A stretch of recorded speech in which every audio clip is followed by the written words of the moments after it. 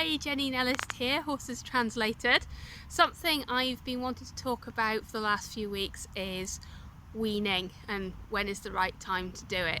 So over my shoulder we can see Flicker and Charlotte. Flicker has a little baby, Folly, who's just about 3 weeks old now, lying there flat out in the sunshine.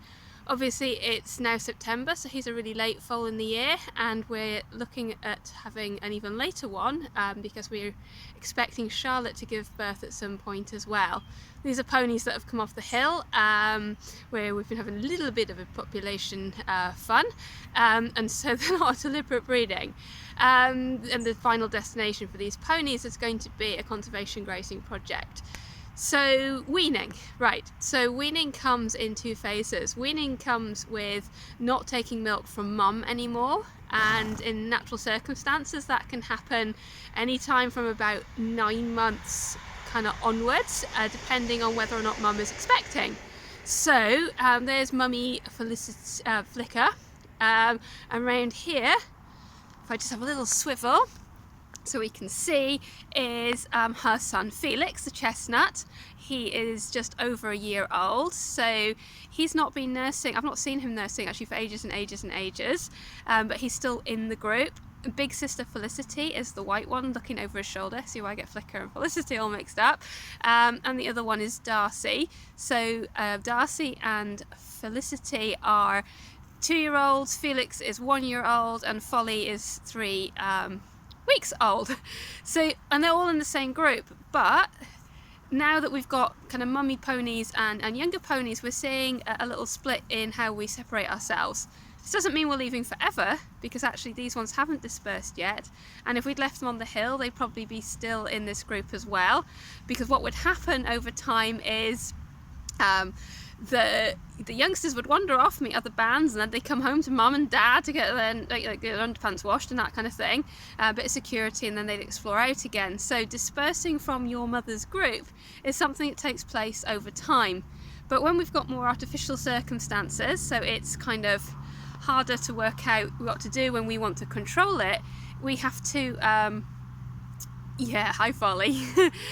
We have to think, well, what's going to fit with what they do naturally. So we could perhaps help a mare who's not expecting another foal wean her first foal by maybe stabling them separately overnight or something like that to help the mare's milk dry up and help the foal understand you can't always have that access. The mare of course will do that a bit herself as well, particularly if she's a more experienced mother. I mean, Flicker, this is Folly's foal number 5.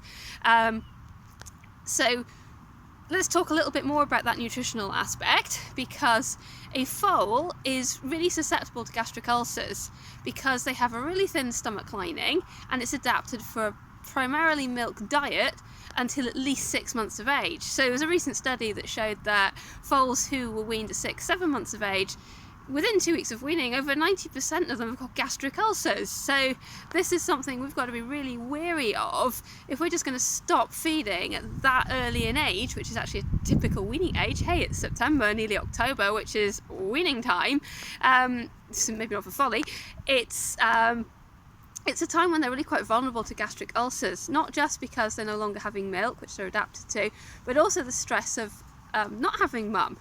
So little Folly, he's a lucky little guy. I mean, he's called Folly because he was born in the rain, which was kind of foolish, but otherwise he's a lucky little guy because he's got his extended family. At 3 weeks of age, he's going to start to become more sociable to horses other than his mum, and he's got babysitters lined up right there, which mum will take advantage of. She already has done a bit of delegating to Felicity already.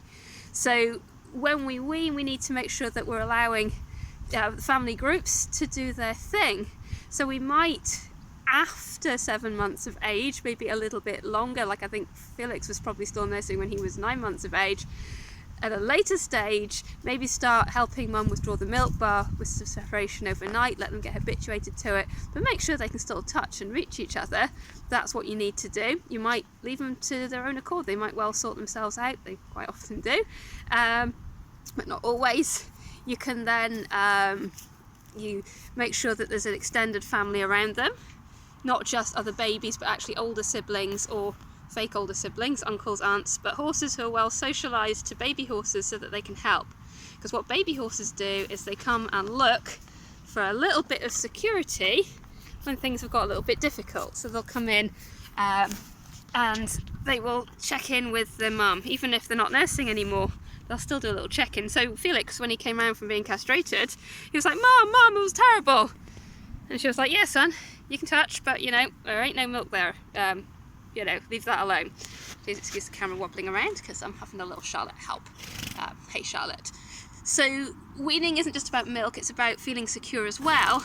So it's about integrating your baby horse into a group where they can have extended social support so that they are not completely alone. So that might involve weaning them in groups, making sure that there's auntie or uncle horses integrated already, younger maybe, so that they're more playful, more tolerant of play, but sensible enough that they feel safe together. So when these guys disperse out on the hill into new groups, as I said before, they go around in little merry bands of young lads and lasses, yearlings, 2-year-olds, 3-year-olds, mostly 2-year-olds and 3-year-olds, and they carry on. So for example, both Darcy, the dark grey, who's nested with Felix, and Charlotte herself, these are actually both orphans, but they weren't orphaned as baby foals. They were orphaned, Charlotte as a 2-year-old and Darcy as a yearling, because both their mums got killed unfortunately in road traffic accidents.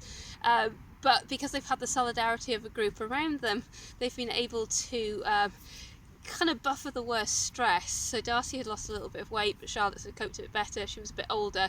So when you think about weaning, so let's think about the nutritional phase and the actual leaving your mother's group phase, because they're actually two different things, and you need your horse to be able to grow up securely and not just have kind of an abrupt separation early on when they're susceptible to gastric ulcers.